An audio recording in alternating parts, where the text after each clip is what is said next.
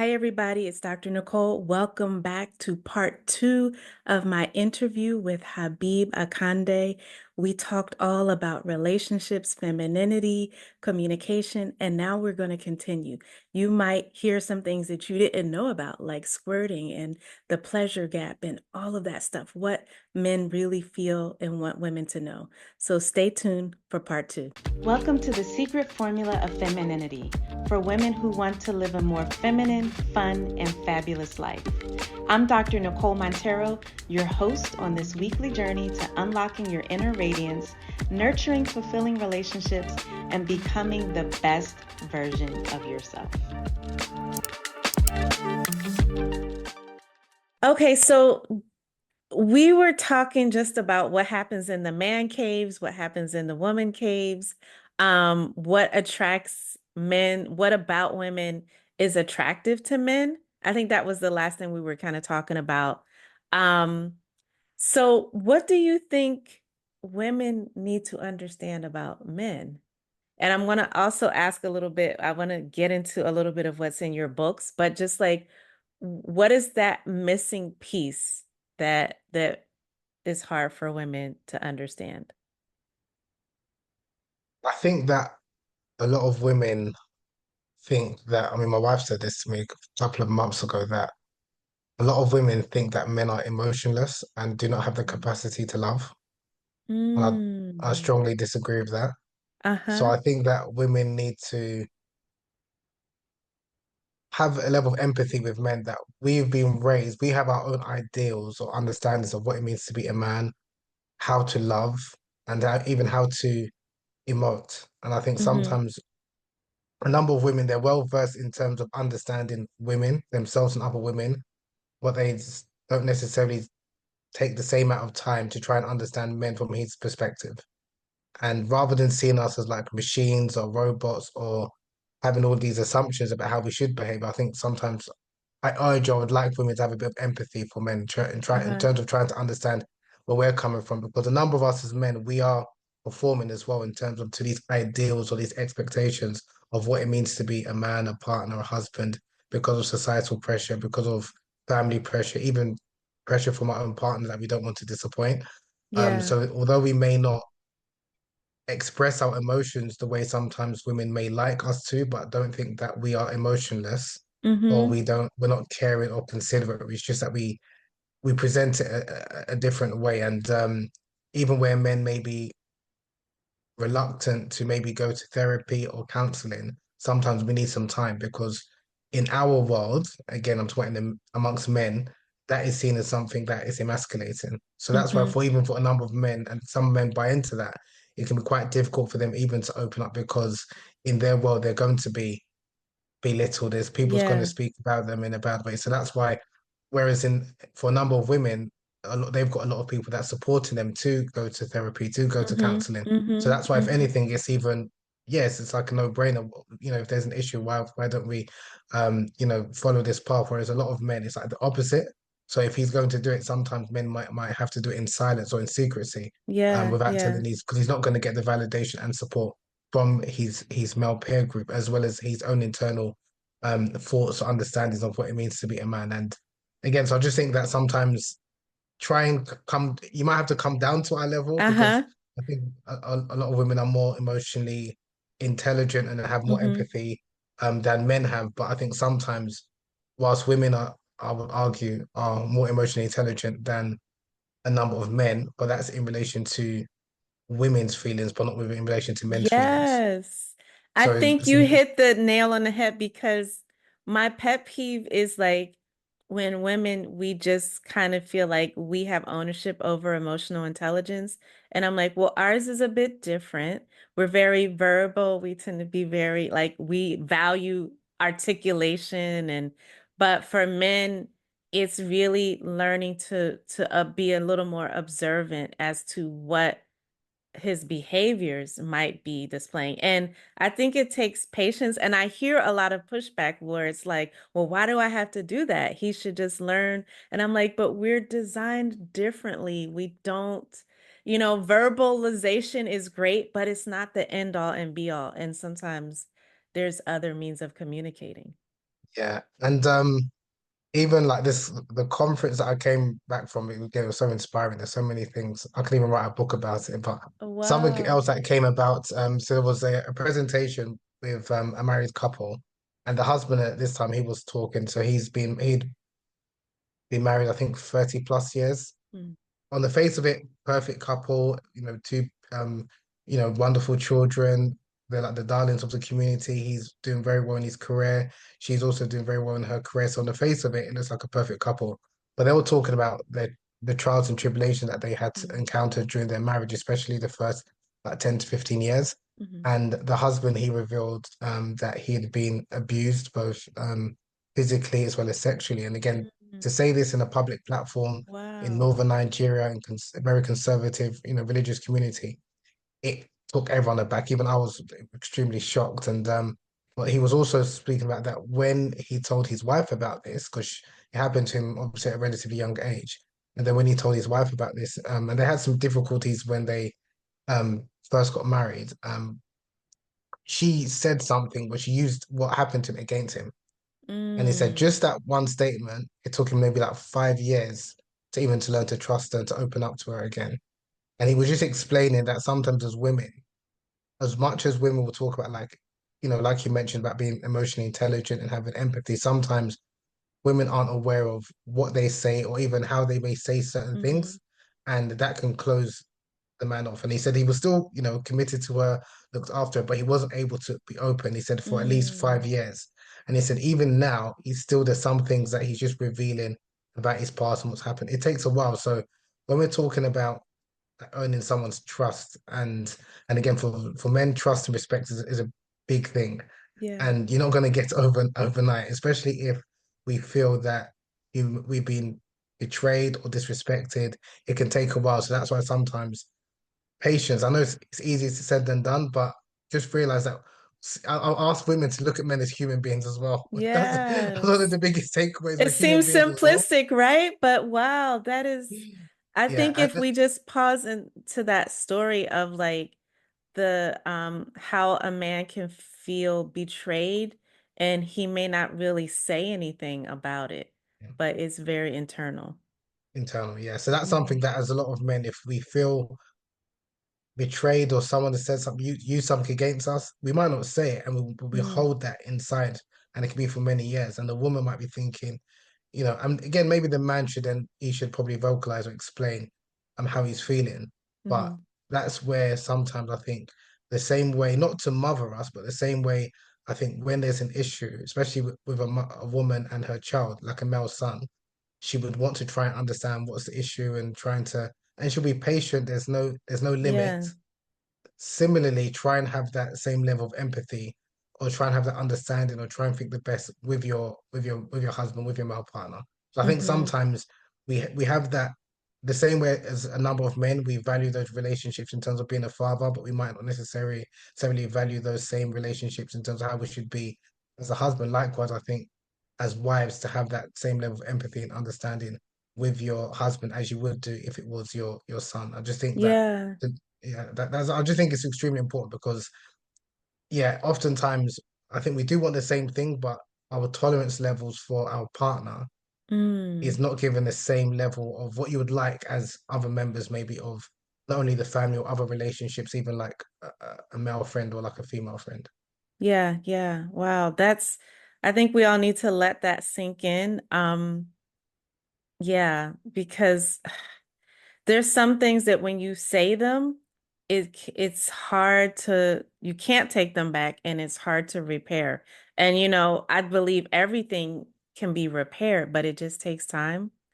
I'm that friend that my girlfriends can't stand because when they start complaining about their man, like I'm not the person that will encourage you to throw your relationship away or to just see things from your perspective and we're all just dumping on him because I don't think ultimately it's helpful to the woman, as well as to the man. But so I'm probably the one that gets on my friend's nerves. One of my friends was like, "Yeah, I know you're going to take his side." And I'm like, "No, I'm not taking his side. It's just that I'm not going to jump on him because this is a person you committed to.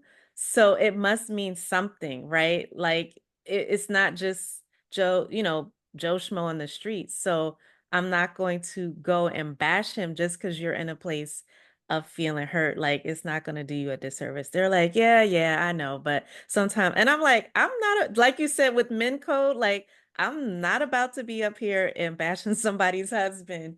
And then you guys make up and, you're like, well, why would you say that? So, but yeah, I think it's so important for us to have patience with each other.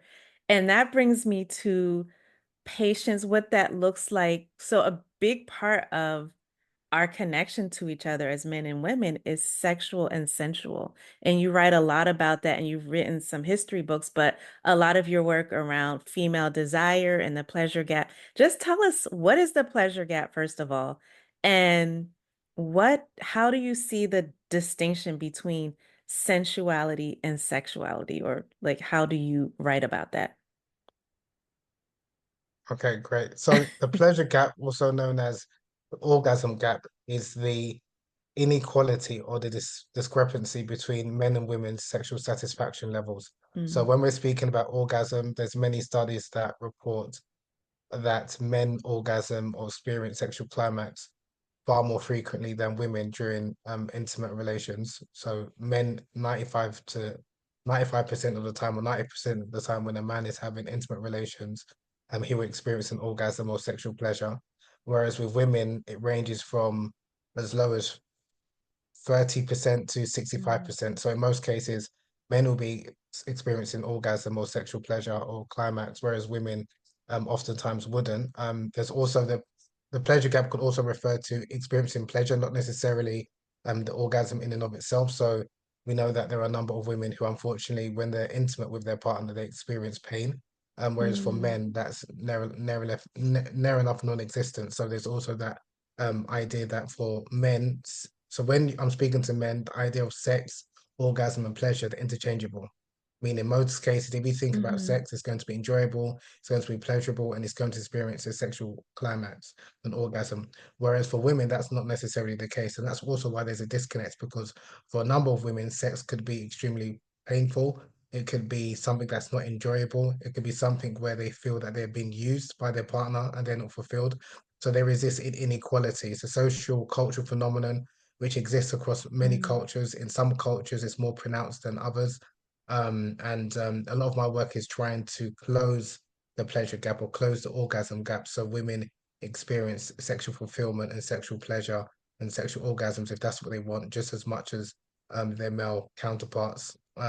A documentary I made with the BBC in mhm, 2020 explored this. So I wrote one of my books, Kunyaza, was looking at the Kunyaza tradition and how it's potentially um it can help solve or resolve the pleasure gap. And I did a workshop in 2020, which the BBC came did some filming, and the two of the producers were white British Catholic women, so from a mm, completely different ethnic and religious perspective, but they uh-huh, were speaking about the same issues in their communities, that they came from a very conservative Catholic culture. One of them, the other one was from a more of a liberal culture, shall we say, and had multiple sexual partners, but both of them said that they didn't experience an orgasm or climax up until maybe their late 20s.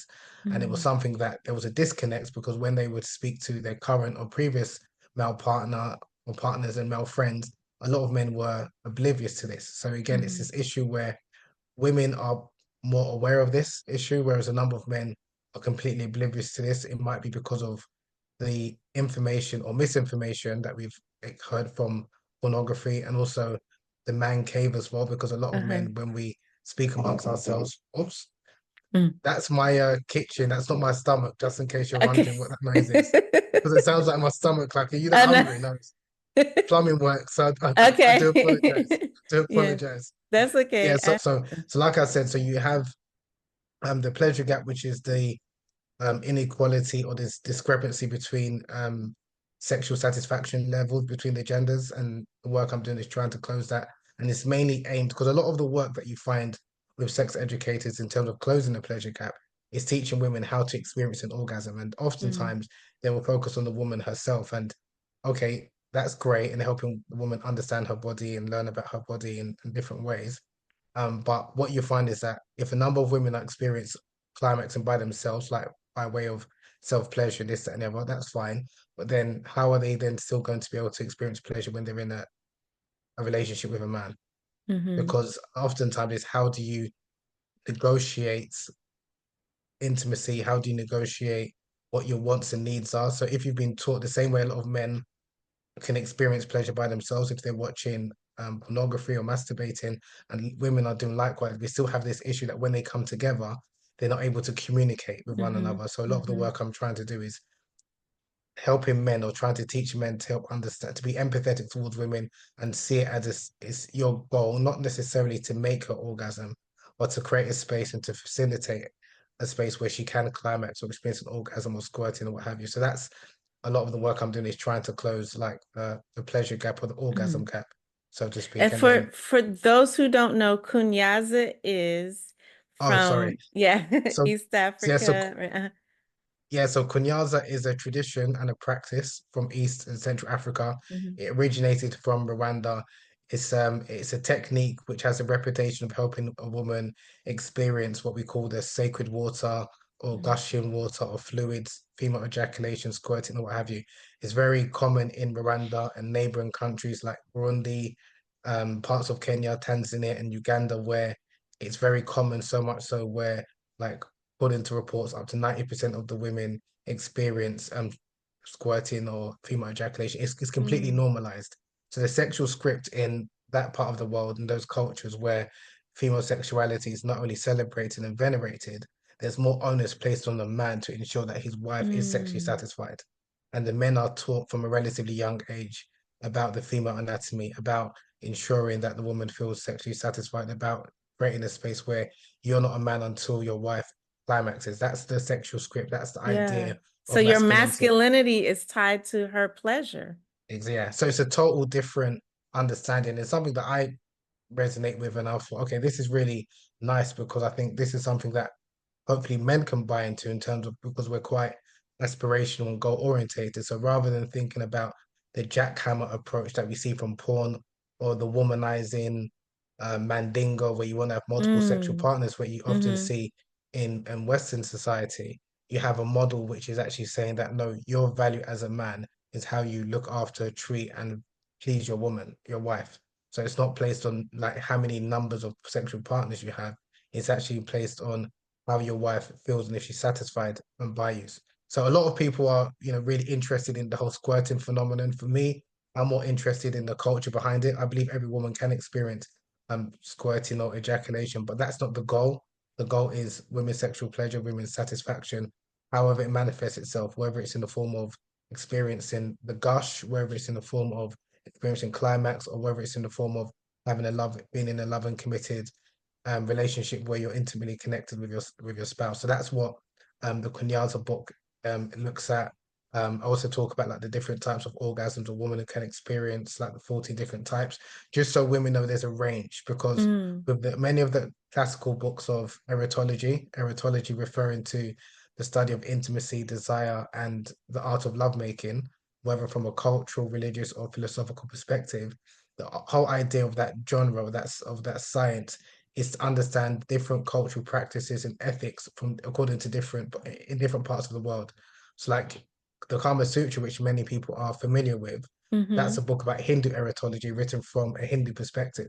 And that book was actually written by a man who was, believe it or not, he was celibate. He wasn't even sexually active. Oh. Yeah, so he wanted to write a book and he spoke about the different practices that was going on in ancient India in terms of how to increase mutual pleasure. So Mm-hmm. even the different positions which a lot of people are obsessed with nowadays, only about 25% of the original Kama Sutra deals with sex positions.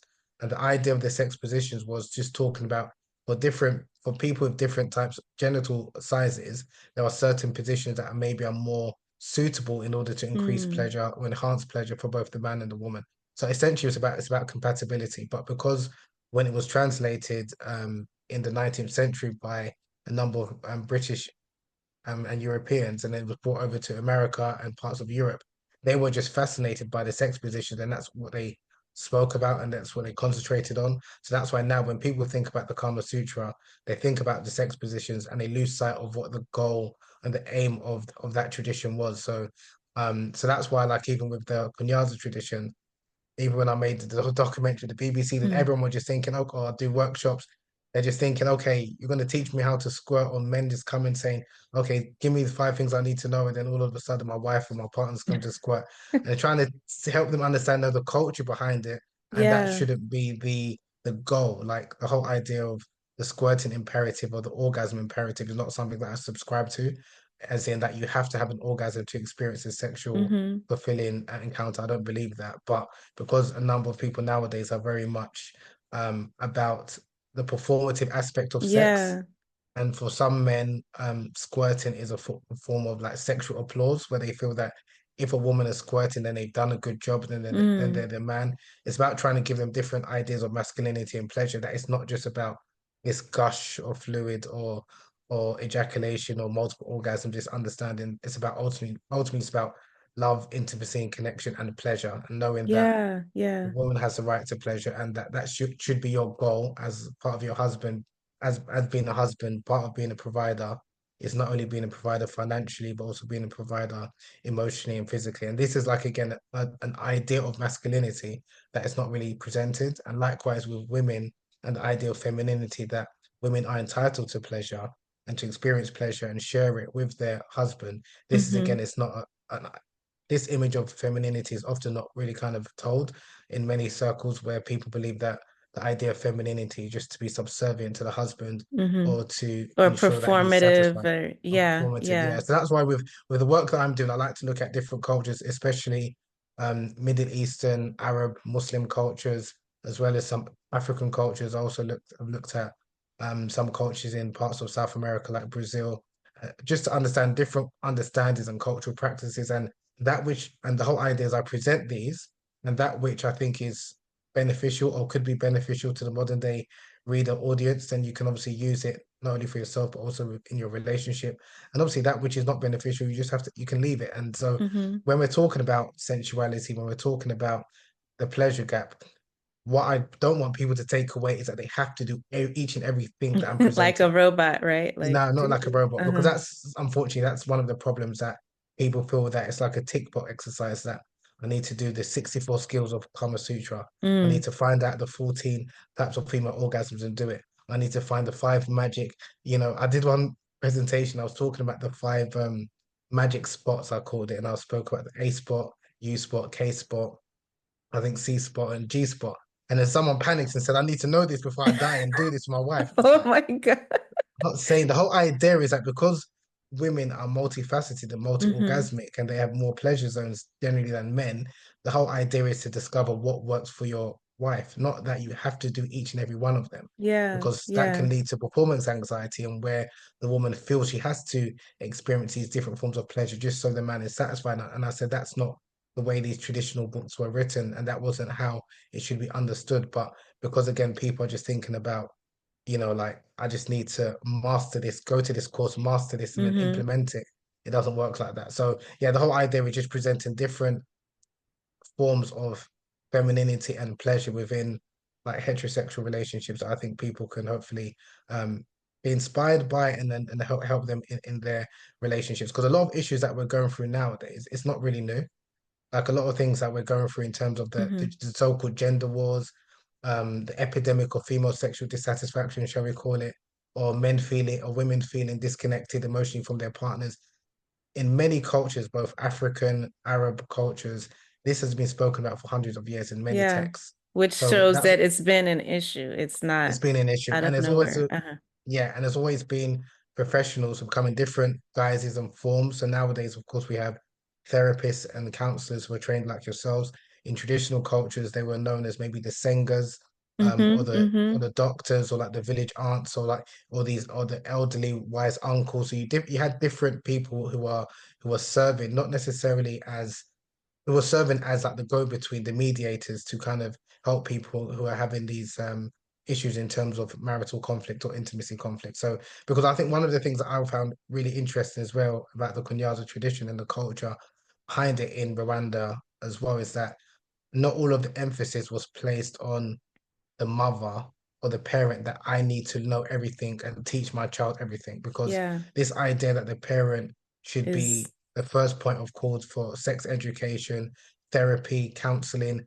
Sometimes that's a bit too Basic much. needs, like it's Basic needs. overwhelming. Yeah. Yeah, so that's why Hmm. with these different cultures, it's understanding that okay, no, you had different people who are serving and acting in these roles, and we can kind of revive that. So especially for people who are quite traditional from a cultural perspective or religious perspective, you're trying to help people realize that no, this isn't new. You have got people that have been doing this historically. So you Hmm. shouldn't be worried or fearful that because you're going through issues in your relationship, especially in relation to intimacy, you're not the only one. It's not new. But there are remedies, there are solutions, there are people who kind of who can help them. So Yeah, that's yeah, hopefully answering the first part of the question. yeah. And then the second part, so sexuality and sensuality, very, very good question. So the way I understand it, and so sensuality refers to like the senses and um all of the five senses, where sexuality is more about um maybe linked to biology, or whether it's sexuality for reproduction or recreational purposes. Now, oftentimes when I speak about the differences between sensuality and sexuality, I've noticed that when I'm speaking to men, sexuality captivates them and they're more interested in it. Hmm. Sensuality, they look at it as that's for women, or that's about intimacy, and that doesn't relate. And for me, I argue that sensuality is as important, if not more important, than sexuality, and it's something that is masculine as well as feminine, and men can subscribe to it. It's just that maybe the way it's packaged, Hmm. because Hmm. oftentimes, like I said, when people think about sensuality, it's like, oh, it's intimacy, but without, Flowy and yeah, yeah, flowy, without and it's just the uh-huh. right, right. So it's just again, it's just maybe the packaging that when I'm explaining, because I think oftentimes women know and are aware of the differences, or sometimes actually, to be fair, when I've mentioned sexuality, people's first thought is it refers to sexual orientation. Hmm. So Oh sometimes think it's the yeah. Okay, capacity to yes, have yes. sex, or it refers to sexual orientation. So it just depends on I've noticed like the recipient of the message that I'm saying. Like some people, the first thing they'll think of is so even in my one of my books, so the subtitle Sexuality and Erotomology in Islam, someone said, you wrote a book about homosexuality. I said, what are you talking about? Sexuality and that's like, okay. Because the first thing when you heard sexuality, he thought homosexuality. I Yes. was like, okay. When I was referring to sexuality, the capacity to have sexual relations and the Hmm. desire to have sexual relations. So it has different meanings, but generally it's related to the act or the desire for physical intimacy, whereas sensuality is a more of a broader term. And I think it's one that I'm more inclined to.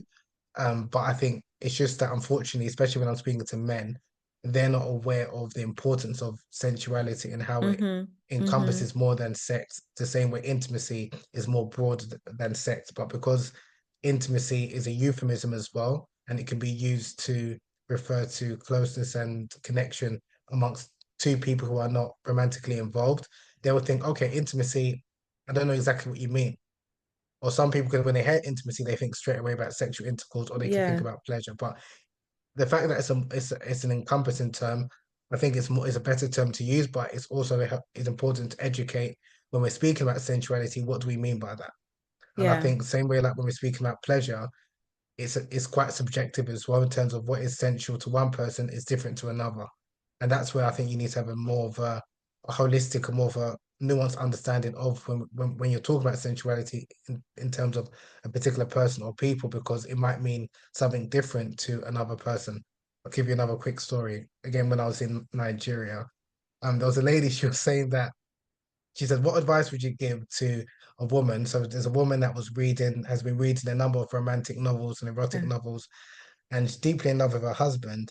But on the second year of their marriage, she thought, let me try and do something, spontaneous and nice. So she had the bed with a lot of rose petals. oh, like they Really do in the surprising. book. Uh-huh. Yeah. So she thought a nice romantic gesture. Now she's in northern Nigeria, again, Uh-huh. very conservative. Yeah. He's a very stoic man. And then when he walked into the room, he looked around and he's like, what is this? Have you joined the cult? And he totally misread it. But that's like an example. She's thinking this is sensual, this is sensuality, this is romantic. He looked at it like red represents the devil. These flowers Oh, represents, yeah, okay. so his interpretation of these petals, like these rose petals, was like a cult, like she's joined the jinn or something Yeah. like that. So it's just an Like example of she, complete communication breakdown. right, right. So it's not that what she did was incorrect, but again, that's Yes. where she might have been thinking, "Oh, this is a great idea," and I imagine her friends were saying, "No, he would love this," and he's just thinking, what's happened to my wife?" Or you Yeah. have instances where someone might interpret something which is sensual to be something which is linked to something that is not nice in a good way. So, for example, there are some even items of clothing that unfortunately some people perceive it to be, oh, only certain type of people wear this. Hmm. And that's something that's also quite problematic. So that's why when we're talking about these terms, especially in the realm of sexuality, sensuality, and eroticism, it's understanding the cultural context and how people understand what it means. Because you find that even there'll be people, even when I speak to people from the States, they will think about they will use terms like sensuality, um, or like fire in a nice way for a woman that they desire. But if it's a woman that they don't desire, all of a sudden she's masculine. So it's the same Okay. woman, but because it's a woman that they look as desirable, then these same terms is a beautiful thing and it's something that is desirable. But if it's a woman that they don't desire, then all of a sudden they'll use it to emasculate A her. disparaging term. Yes, Disparaging term, yes. yeah. Uh-huh. Or to effeminate her, right? Like to take What if away her femininity. yes. Wow. So as I'm listening to you, what comes to mind is like all of it is communication. And again, it's like understanding how we communicate. So for women, like they say, the most important sex stimulation or sex organ is our minds. And sometimes though, what I've noticed with women is they want to wait until the desire is there. And sometimes you have to start and the desire will come once the engagement happens or the stimulation happens. And then I'm thinking like with men, sometimes the sexuality is a way to express themselves. So like it's not always just words. Like sometimes my husband has this saying like the most important decisions are made between 1 a.m. and 3 a.m., which is basically the time you're intimate with your wife. And then you're relaxed and she has your ear and like it's not when you're in the tenseness of the bustle of the day to day and everybody's talking at each other. So I think it's just fascinating to hear those ways that we communicate with each other. I think we could just go on and on about every single aspect. And I'm going to definitely have you back and we're going to do some lives because I want you to, like, you just talked about 14 orgasms, five magic spots, like squirting, sacred waters. I mean, there's a lot that I think the listening audience will want to know more about. So we have to definitely pick this up.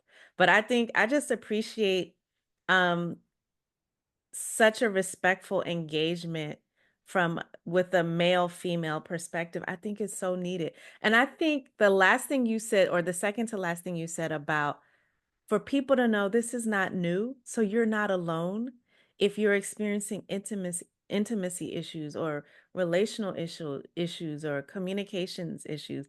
These texts and these books were written thousands of years ago. So people were struggling with it then.